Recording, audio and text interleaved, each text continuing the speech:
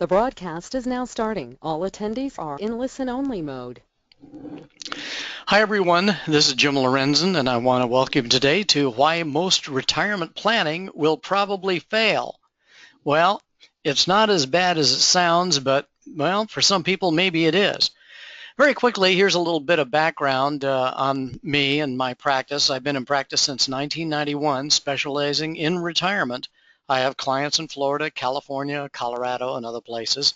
And before that, I was a business owner and been a management consultant to a lot of America's better known companies and a lot of other ones as well, of course. And I've written for a number of publications and all of that. The most important thing, though, is not who I am or what I've done, but it's really what you can learn here today that might help you better navigate investing for retirement. Unfortunately, much of what we see and hear in the financial media today is actually more entertainment, I should say, than education. And hopefully today I'll be able to give you some insight as to what some of your real risk issues are. You know, too often investors have the tendency to buy one-size-fits-all solutions because they're convenient. And the retirement industry and the financial industry knows that, which is why they package so many products that guaranteed, or not guaranteed, but that they say will solve your problems. And some of them are very good, but many times they're not. The problem is that prepackaged solutions sound good because they're easy, but sometimes the consequences can be disastrous. I mean, does the same solution fit every single investor? It may, but it's not likely. So how does this concept apply to an investor? Well, let's take an example. Here are three investments we're going to put up here. All three. Number one, 11.6% 10-year return, and $100 grows to $299. Hey, here's investment number two. It has 11.6% annual return over the last 10 years, and $100, if you look in the prospectus, would have grown to $299. Here's investment number three. Compound return 11.6%. And guess what? $100 growth would have grown to $299. Which one would you choose? Well, they all grew to the same end result, but they all didn't get there taking the same route. Not every investor enjoyed the same experience, but they did end up the same place. So that doesn't mean much unless you're in the real world. Because in the real world, how returns are achieved can be more important than the average annual return. My personal opinion is that average annual return is sometimes the most meaningless data point that they will put in front of you. So would two different investors, let's say two at random, would two different investors actually enjoy the same result? Would they end up in the same place regardless of which portfolio they were in? Let's take a look. Here's a young lady right here who wants to save. She's still building. She wants to retire, and she's saving $10,000 a year through her working years. And the question is, would she end up the same way no matter which portfolio she was in? Would she get the same result? Well, no. You know, the funny thing is, depending on the route that the investment took, remember that last slide back, two slides back, depending on the route that took, a saver might have a better experience in one investment than the other, even though they ended up in the same place. For example, in this example, number two won. Same returns, but number two was the winning investment. How about this lady? She's using income. She has $100,000. She wants it to last 10 years. Taking out $15,000 a year, she figures that with her Social Security will get her where she needs to be 10 years from now. So will all three do the same for her? Well, unfortunately, it doesn't work out that way. For the person taking money out, again, three entirely different results. Number one wins this time. So even though investments can have the same end result, investors don't necessarily share the same experience. Take a look here. Here's investment 1, 2, and 3 we just talked about. the $100 all ending up at $299. But somebody saving would have won with investment number 2. Somebody withdrawing would have done better with investment number 1. Look at this though. Here's somebody saving and would have actually lost $119,000, even though all 3 investments, let's say they're mutual funds, whatever, all 3 have ended up in the same place, or at least the fund managers did, but not necessarily all the investors. So that's a very important thing to understand about investments. Another thing to remember is that geometric returns are different than arithmetic returns. For example, here's a 10-year period, and here's a series of returns. If you were to add these up and divide by 10, the average annual return, arithmetic average, is 0. And a 0 arithmetic average, what it really means is that in any given year, there's a 50-50 chance of gaining or losing money. Now, with a $1,000 investment that ends up at $545, you can tell that the return isn't 0, it's negative. And over a 10-year period, the compound negative return here is minus 5.9. That's the performance record. So arithmetic returns can tell you something about probabilities of gain and loss. Geometric compound returns tell you something about actual performance record. And again, as we saw, cash flows can make a difference, whether you're putting money in or taking money out. Here's 2 investors we're going to talk about. Here's a return series for one investor.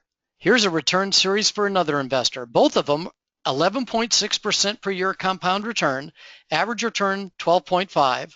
Standard deviation, that's a statistical measure of risk, how much the returns varied around the average, basically. So I'm not going to get into the weeds on standard deviation, but that's good enough for for our illustration here.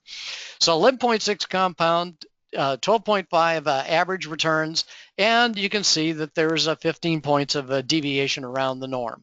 And as you can see, a $500,000 portfolio under either return scenario still ends up at pretty close to $1.5 million. Why? There are no cash flows. Nothing is going in or out. And as you can see, over here we have a return series 11.6% per year every single year. No surprise, ends up at about at the same number because it's the same compound return. The average return is 11.6 because it was 11.6 every single year. And there's no deviation. So that's nice too. Well, you would think that if you were putting $500,000 into a portfolio that averaged 11.6, you should be able to take 11.6% out every single year and end up with pretty much the same money. Well, let's find out if that's true. 11.6% of $500,000 is $58,000. So when we take $58,000 every year out of our portfolio, with this sequence of returns, the portfolio grew to $800,000. But with this sequence of returns, this investor almost lost, in fact, lost almost everything he or she had. And how do you go through $500,000 and lose almost everything when another investment with the same average annual return, compound return, actually helps the other person grow? And of course, here's our 11.6% every single year. And you notice it almost had what we started out with. The reason it's a little less is because during that first year when we took $58,000 out, it meant that some money wasn't there working the entire year to get the 11.6. And each year there's a little bit coming out, so each year doesn't have exactly the full amount in the entire 12 months. But nevertheless, you can see it's pretty close to what we started out with over here because there was no downside. By the way, over here, if you look at these 2 series, all I really did was take this return series and reverse it. I just flipped it. Same returns, just different order, but it meant the difference between making money and going broke, taking money out during retirement. Kind of like what we talked about a few minutes ago, looking at our other investors. Well, if we want to limit the downside, will calling the markets do it? Well, if you go to Vegas, if you make the right call 51% of the time, maybe you'll win. I don't know. I've never analyzed that. But take a look at this. Here's an 88-year period, 1901 to 1988.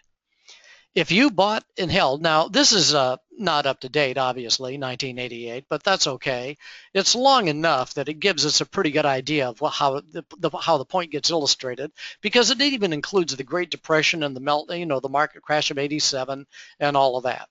So, and the 1970s, which were pretty flat. So if you look at the buy and hold stock return during this 88-year period, you can see it's 9.4%. If you'd have been right on every bull and bear market, you would have had 15.8, but that's asking a lot, unless you're a television guru, I think.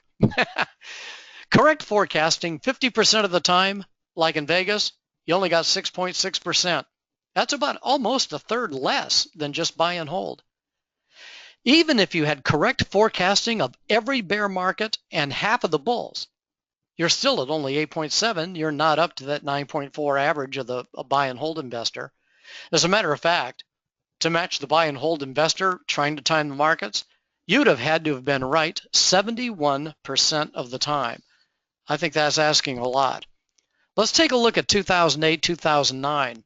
You remember 2008, we had the big market meltdown at the end of the year. The market just went through the bottom. And that's when a lot of people got out because they were worried about losing their money. Well, here's what happened in 2008, or 2009, excuse me. For the entire year, there was a 27.8% return in 252 trading days. But what stands out is while the return was 27.8, 26.8, that's 96% of the return for the year happened during just 34 trading days. So good luck on calling the markets. Diversification, a lot of people fail in their retirement plans because their diversification isn't proper. They think that diversification eliminates risk, and it doesn't. It can mitigate a little bit, but it doesn't eliminate or even mitigate market risk. That's the important thing to understand. You see, there are two kinds of risk: company risk and market risk. If you invest in one company, obviously you're going to have exposure to what that company's fortunes are, even if the economy is doing well. It might have bad management. It could lose market share. It could face regulatory, legislative challenges, legal challenges, or it could even go out of business while other competitors are doing great. So business risk is high with only one company. If you add companies and you have more and more companies, which is why people like mutual funds, they can diversify way down the amount of business risk that they have in their portfolio. Market risk is different though, because market risk is the same no matter how many you own.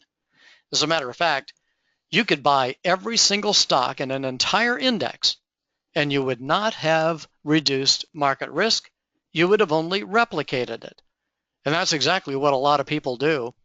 A lot of times they'll buy 5, 6, maybe 7 mutual funds. And those mutual funds, of course, they want to make sure are all good, solid, quality funds that have good track records and invest in good companies. Well, quite often what's really happening is those funds are all really pretty much doing the same thing. They're swimming in the same waters, and they have an awful lot of replication. True diversification will something more like this, with a lot less intersection between asset classes, or excuse me, I should say investment styles. But that's an idea. Another thing happens, a lot of people try to time the markets based on what they think interest rates are going to do. Well, let's go back to March 1971 all the way through February 2011, last time rates went up. And what we have here are 21 periods when interest rates went up, 21 of them. And out of those 21, there were only 5 periods when the markets went down. This is the S&P index. There were only 5 times when the market went down. And the largest downside was a little less than 5.5% in the downside back in 1982. Actually, over the last 12 periods that the market went up, dating back to April through June of '86, the last 12 periods of rising rate increases, there hasn't been a single down market. Now, that doesn't mean it isn't going to happen again. Let's face it, it has happened before. And back here, it happened 3 years in a row. So it could happen. It's just important to understand that it doesn't necessarily mean that it will happen.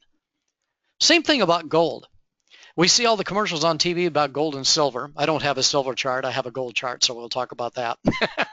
If I have a silver chart, I'd give you one, but I just don't have one at the present time here. But here's a gold chart, and this gold chart goes back to around 1970 and goes through March of 2012. Now, it's not up to date through 2014 or 15, but that's really not important here. I think what's more important is to understand the concept that while gold prices have gone up, if you look at gold adjusted for inflation, as of March 2012, it was still below what it had been back in January of 1980. So again, I'm not sure where it is right now as you're viewing this, but that's not important. The real lesson really is understanding that it's not a panacea. It's not going to be what you can be sure will bail you out. One thing we know does work is managing downside risk. We know that works. So how do we do that? Let's take a look. First, I'm going to use an illustration. Here's up 20, down 20, up 20, down 20, up 20, down 20. In case you need to be told, I made this up. This is a purely hypothetical series of returns. I made it up out of my head just to give you something to look at. It goes up 20 and down 20 in the first and last periods, sprinkled in with 4 down periods of 20% in this 10-year time frame. So it just happened to work out, because I put in these this way, it just happened to work out to 2.12. Not important, but that's what it worked out to. Now, if you'd put $500,000 in the market and experienced this purely made up series of returns, it would have grown to $611,000. Okay, so much, so good. And again, I've ignored taxes here because those change, and expenses. It depends on what expense you're using, but either way, you'd have to do apples, apples, oranges, oranges. Anyway, so I've ignored taxes and expenses. But $500,000 using my made-up series here would have grown to $611,000, roughly a little bit more. Okay, so much for that. Doesn't really matter what those numbers are, as we'll see. What if we could capture 80% of the upside? In other words, we underperform the markets on the upside, but on the years that the markets goes down, we only capture 70% of the downside. So we limit our downside exposure to 70% of the down, but we only capture 80% of the up. So at the cocktail parties, when everybody's in a good market, they're making more money than we are. In a bad market, we're still losing, but losing less. You can see the difference here. 2.12 becomes 2.91%. Now, percentages have a funny way of looking like they don't mean much, but let's put it in numbers. It's almost $55,000 difference. And if you do the math on it, 2.91 is actually a 37% increase over 2.12. It's 37% higher.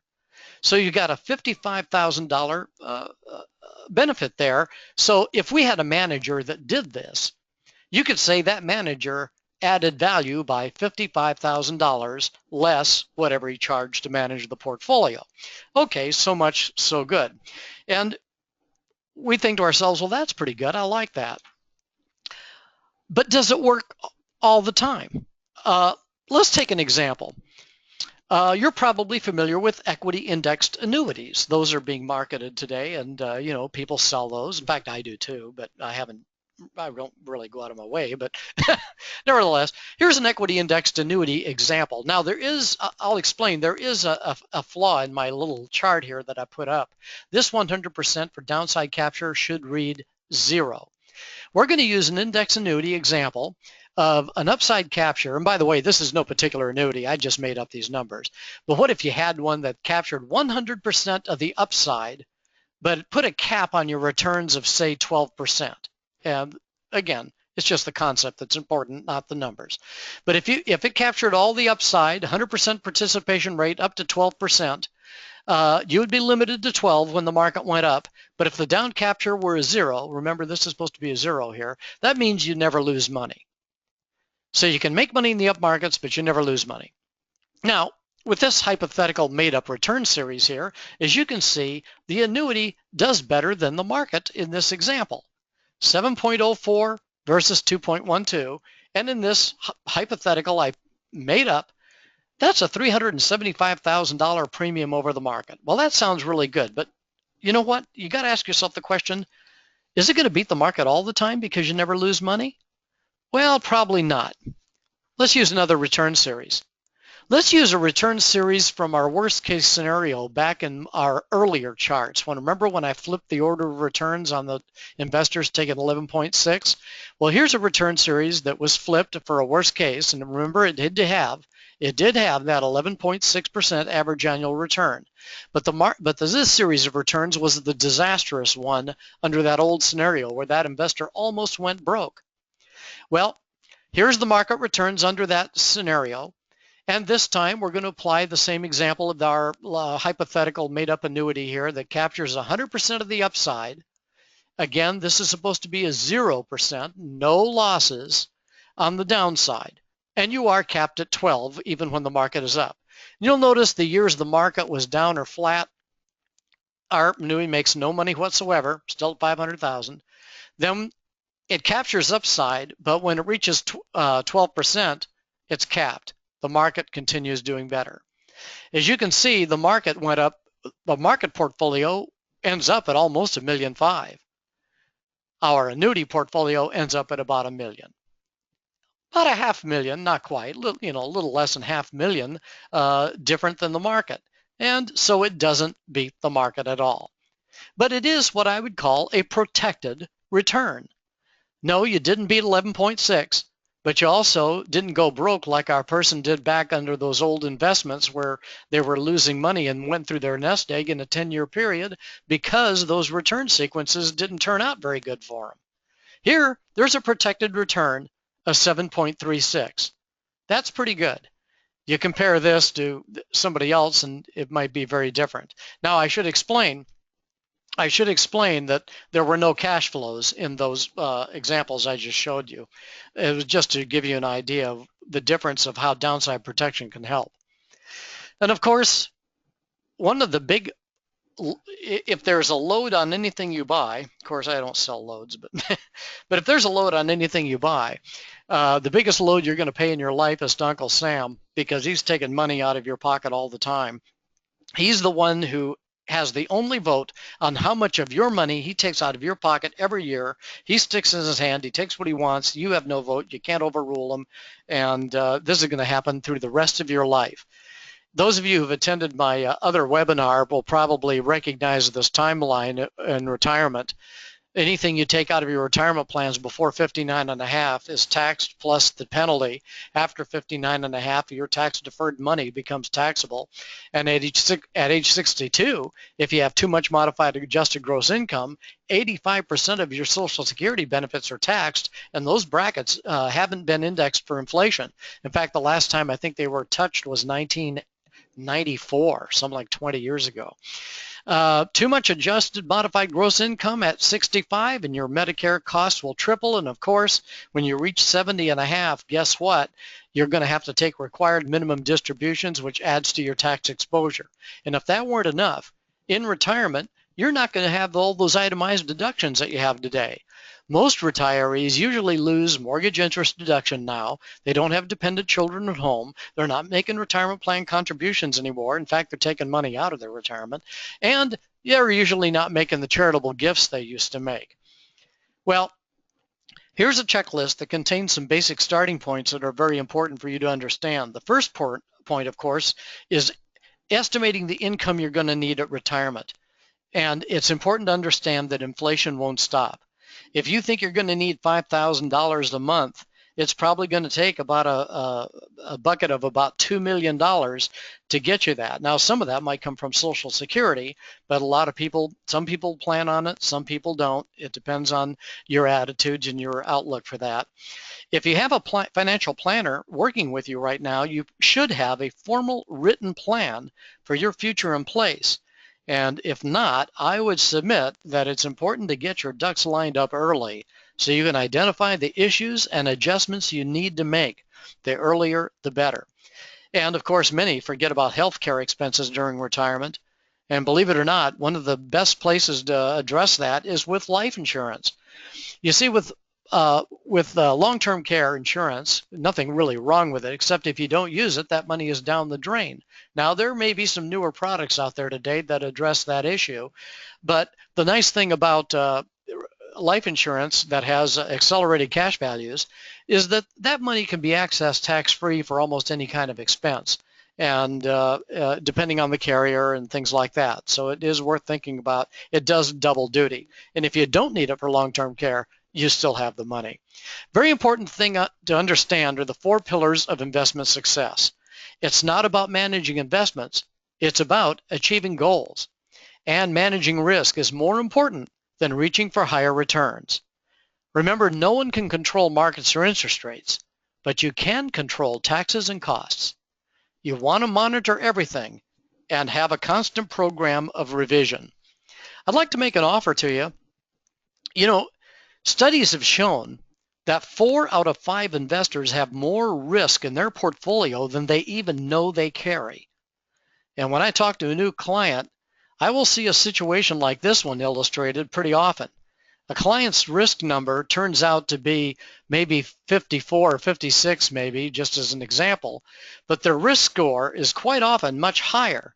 In other words, many times they're taking on more than they actually should have in their portfolio.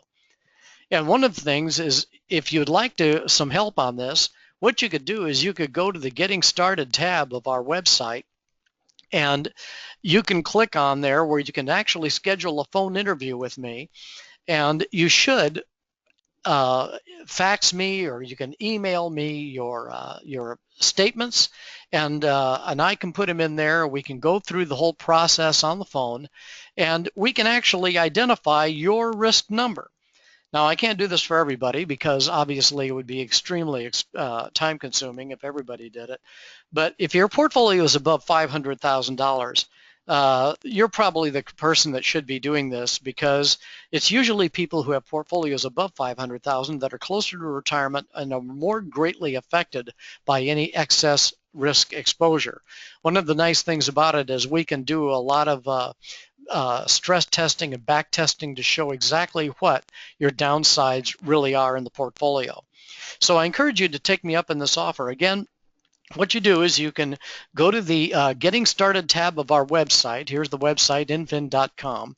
You can go to the tab and you can schedule a call with me. I would say give me about a week or 2 lead time, and then send me your statements. You can either send them to me at jim@infin.com, or you can fax them to me here.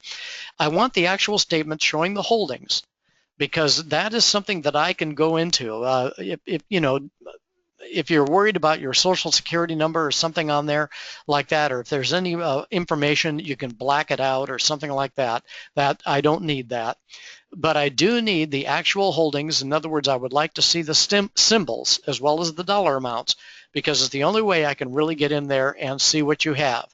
Then on the call, we can go through and get a handle on what your risk number is. Actually, you can even do it yourself on our Getting Started tab ahead of time if you like, ahead of the call, and that allows me to be even more prepared when we talk on the phone.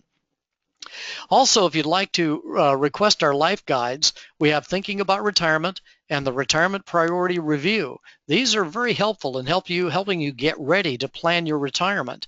You can get those on our website, and you can go to infin.com, get my retirement plan started.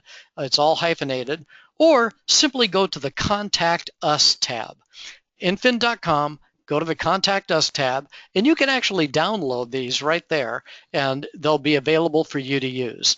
If you have any questions or anything like that, feel free to email me or call me, but I encourage you to take advantage of the offer on the Getting Started tab and getting your risk number in there and getting those things to me. Schedule your call, and I'd be glad to see what I can show you about your portfolio right on the phone, and I think you'll find it very worthwhile. Thanks again, and I hope to see you soon. Take care. Bye-bye.